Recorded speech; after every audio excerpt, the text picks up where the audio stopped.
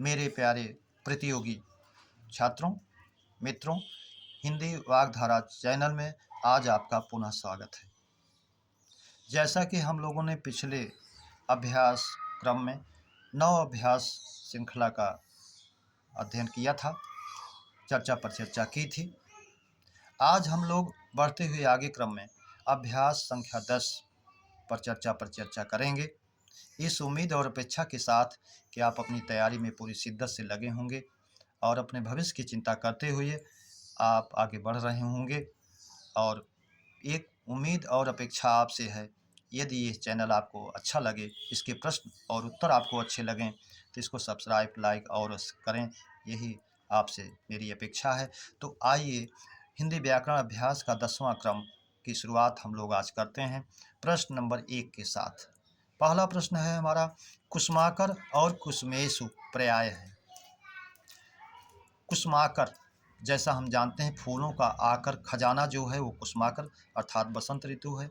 और कुसुमेषु, कुसुम है, फूल है, इस माने बाण जिसका, पुष्पों का बाण जिसका है, पुष्पों के बाण वाला धनुष जिसका है वो है कुसुमेषु। कुसुम फूल और इस बाण, इस शब्दों के अर्थ को हम जानते हैं। तो जहाँ पर हमारा बसंत और कामदेव मिलें वही विकल्प हमारा सही होगा। पहला उपवन माला नहीं है, बी मुक्ता वसंत नहीं है, सी पुष्पवाटिका पुष्पगुच्छ नहीं है, डी वसंत और कामदेव। तो कुसुमाकर फूलों का खजाना बसंत है और पुष्प का बाण है जिसका कामदेव है, इसलिए विकल्प डी हमारा सही हो जाता है। अगला प्रश्न नंबर 2, निम्नलिखित में स्त्रीलिंग शब्द को चुनिए। जैसा वाक्य बना के आप जान लेते हैं अथवा विशेषण को जोड़कर जान लेते हैं। उसके पहले शब्दों के तो भत्ता दिया जाता है, धावा बोला जाता है, संध्या होती है, धुआं उड़ता है। किस तरह से संध्या होती है, विकल्प सी हमारा सही हो जाता है। प्रश्न नंबर 3, घोर अंधकार वाली रात और आधी रात के लिए वाक्यांश के लिए एक शब्द। यामिनी, जो रात का सूचक है, रा का, जो पूर्णिमा की रात को दर्शाता है, नहीं है। तमा, अंधकार, यामिनी, रात, नहीं है। सी, निशीथ, आधी रात, तमा, अंधकार, नहीं है। तमिश्रा, घोर अंधकार वाली रात को तमिश्रा कहते हैं और आधी रात के समय को निशीथ कहते हैं, इसलिए विकल्प डी हमारा सही हो जाता है। प्रश्न नंबर 4, अर्जन का विलोम है। वर्जन, विकल्प बी तर्जन, सी गर्जन, विकल्प डी व्ययन। तो अर्जन का विलोम इकट्ठा करना, खर्च करना, तो अर्जन का विलोम व्ययन हम जानते हैं, इसलिए विकल्प डी हमारा सही हो जाता है। अगला प्रश्न नंबर 5, प्रिय बोलने वाला पुरुष और प्रिय बोलने वाली महिला के लिए एक शब्द, वाक्यांश के लिए एक शब्द। विकल्प ए प्रियवादी, प्रियवादिनी, प्रियवादी प्रिय बोलने वाला, प्रियवादिनी प्रिय बोलने वाली।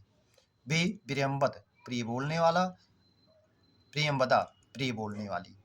सी दोनों, इसलिए दोनों सही है, तो विकल्प सी हमारा दोनों के रूप में सही हो जाएगा। डी कोई नहीं से कोई मतलब नहीं है। प्रश्न नंबर 6, नल से पानी बूंद बूंद टपक रहा है में क्रिया है। जैसा हम जानते हैं क्रिया विशेषण में 4 रूप होते हैं। वो चारों रूपों में एक रूप इसमें दर्शाया गया है, परिमाणवाचक, जिसमें मात्रा को दर्शाया जाए तो मात्रा दर्शाई नहीं गई, इसलिए नहीं है। कालवाचक, समय को नहीं बताया गया, इसलिए ये भी नहीं है। स्थानवाचक, स्थान को नहीं बताया गया, इसलिए ये भी नहीं है। रीतिवाचक, इसमें कार्य होने की शैली को, ढंग को, मैनर को बताया गया है। बूंद बूंद टपक रहा है, तो बूंद बूंद होने के नाते रीतिवाचक हो जाएगा, इसमें क्रिया विशेषण विकल्प डी सही हो जाएगा। अगला प्रश्न नंबर 7, शतखंडा और सहस्राक्ष में समास है।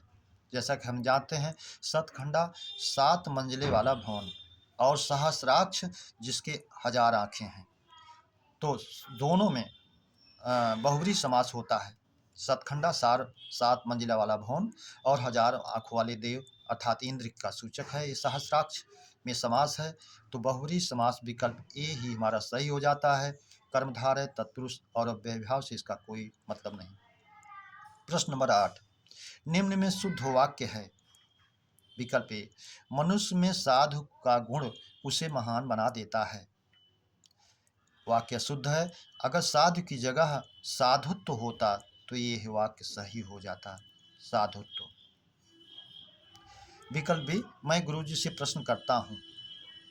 प्रश्न किया जाता है, ना कि पूछा जाता है, इसलिए विकल्प बी भी सही है।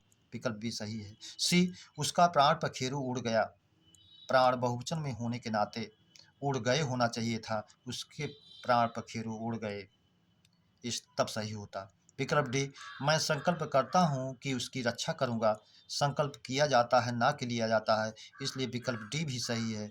विकल्प ई कहता है बी डी दोनों, ऐसी दशा में बी भी सही है, डी भी सही है, इसलिए विकल्प ई हमारा सही हो जाता है। प्रश्न नंबर 9, भक्त का तद्भव है। विकल्प ए भात, विकल्प बी भगत, विकल्प सी भत्ता, विकल्प डी सभी। तो हम जानते हैं भात, भगत और भत्ता तीनों का एक ही तत्सम होता है भक्त, इसलिए विकल्प डी हमारा सही हो जाता है। प्रश्न नंबर 10, नीरव का विलोम है।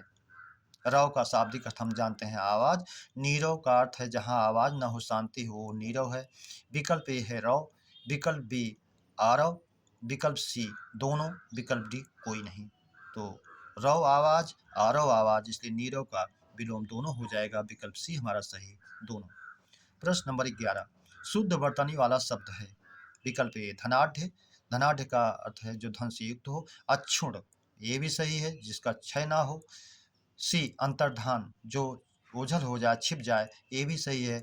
डी दुरावस्था, जैसा कि हम जानते हैं दुरावस्था नहीं बल्कि दुरावस्था होती है, इसलिए विकल्प डी हमारा सही हो जाता है।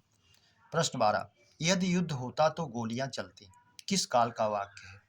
जैसा हम जानते हैं कि यह वाक्य कंडीशनल है, और कंडीशनल वाक्य जो है हेतु हेतु मध्य भूतकाल में होता है, तो इसलिए संदिग्ध वर्तमान काल नहीं होगा, संभाव्य भविष्य नहीं होगा, सामान्य भविष्य नहीं होगा, हेतु हेतु मध्य भूतकाल।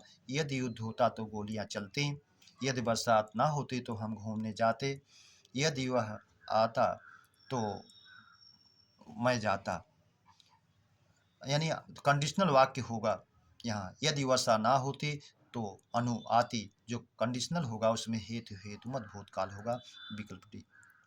प्रश्न नंबर 13, विलोम शब्द का अशुद्ध युग्म है।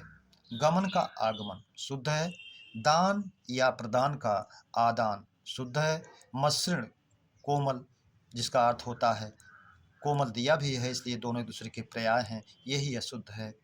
सी, अस्त्र का शस्त्र होता है, इसलिए ये शुद्ध में है।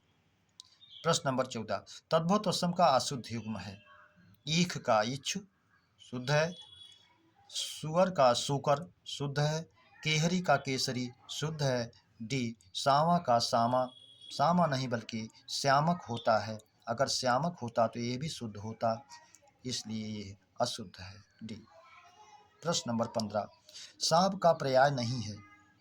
उरग है, पन्नग, जैसा कि पन्नग को हम जानते हैं पद न ग, पैर नहीं है फिर भी गमन करता है, इसलिए है। काकोदर, जिसका उदर काक की तरह, अर्थात जो अपने से भी बड़ी विशालकाय, अपने से ज़्यादा बड़ी चीज़ को निगल जाता है, इसलिए इसे काकोदर कहा गया, तो ये भी है। डी वृकोदर, जिसका उदर भेड़िए के समान है, जो भीम का पर्यायवाची है, इसलिए डी नहीं होगा, यही नहीं है।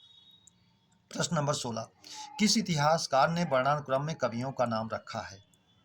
तो जैसा हम जानते हैं वर्णानुक्रम में कवियों का नाम रखने वाले एक ही हमारे हैं रचनाकार लेखक, गासा दत्तासी। तो जॉर्ज अब्राहम ग्रियंसन नहीं है, गासा दत्तासी ये हैं, विकल्प बी। सी नहीं है रामचंद्र शुक्ल, डी दलपत विजय भी नहीं है, बल्कि वर्णानुक्रम में रखने वाले कवि के रूप में विकल्प बी सही है हमारा। इस प्रकार मेरे प्यारे बच्चों, आज हिंदी व्याकरण अभ्यास श्रृंखला का 10वां भाग भी हम लोगों ने चर्चा पर चर्चा से हल किया। उम्मीद करता हूँ ये श्रृंखला आपको अच्छी लगी होगी, तो आप इस चैनल को सब्सक्राइब, लाइक, शेयर अवश्य करें, यही आपसे उम्मीद और अपेक्षा है। अगली श्रृंखला की मुलाकात के लिए फिर अगले क्रम में, तब तक के लिए धन्यवाद।